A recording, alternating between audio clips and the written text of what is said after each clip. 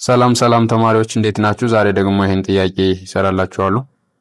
ሰብስክራይብ ማድረጋችሁ እንዳትረሱ። ወደ ጥያቄ 27 the power of a is equals to 64 the power of b is equals to 125 the power of c is equals to 6 ተሰጥቷል። ከዛ 21 abc over ab plus bc plus a ነው የምፈልገው። ከላይ የተሰጠው 27 the power of a is equals to 64 the power of b is equals to 60 and 125 the power of c is equals to 60 ማለት ነው። ከዛ ፓወሩን በ1 over a ስታበዙ 27 is equals to 60 the power of 1 over a ይሆናል። ይሄኛውም 64 is equals to ይሄንን በ1 over b ይሄንም ስታበዙ 64 is equals to 60 the power of 1 over b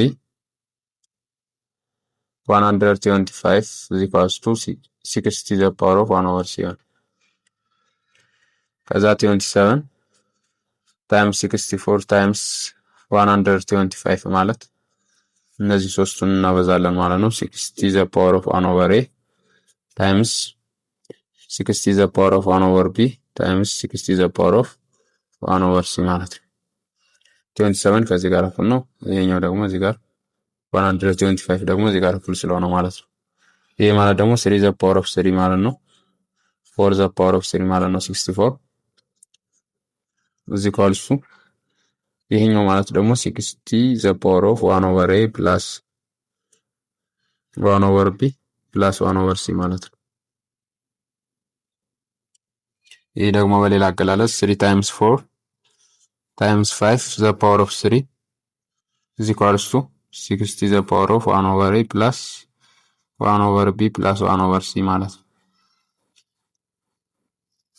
60 the power of 3 is equals to 60 the power of 1 over a plus 1 over b plus 1 over c ከዛ 60 በ60 ጠፋና 3 is equals to 1 over a plus 1 over b plus 1 over c ይሆናል ማለት ነው። ከዛ ወደ ጥያቄው ስንሄድ 21 abc over ab plus bc plus ca ማለት 21 times 1 over ab plus bc plus ca over abc ማለት ነው። ይሄኛው ማለት ደግሞ 21 times 1 over ይሄ ብቻውን ደግሞ ማለት 1 over a plus 1 over b plus 1 over c ማለት ነው። ቼክ ብናደርገው ለምሳሌ እዚህ ጋር 1 over a plus 1 over b plus 1 over c ማለት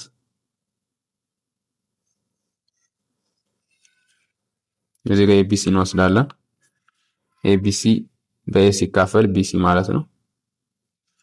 ይሄኛው ደግሞ በb ሲካፈል ac times 1 ac ይሆናል። ለc ስታካፍሉ abcን ab ይመጣል ነው። ስለዚህ ይሄን ይሄ አንድ ነው ወይም ይሄን ይሄ ደግሞ እኩል ነው ማለት ነው። ከዛ 21 times 1 over ይሄኛውን ደግሞ እዚህ ጋር አግኝቼዋለሁ 3 ማለት ነው። 1 over a plus 1 over b plus 1 over c ማለት 3 ማለት ነው። 21 times 1 over 3 ማለት ደግሞ 7 ነው ማለት ነው። ስለዚህ የዚህ መልስ 7 ነው ማለት ነው።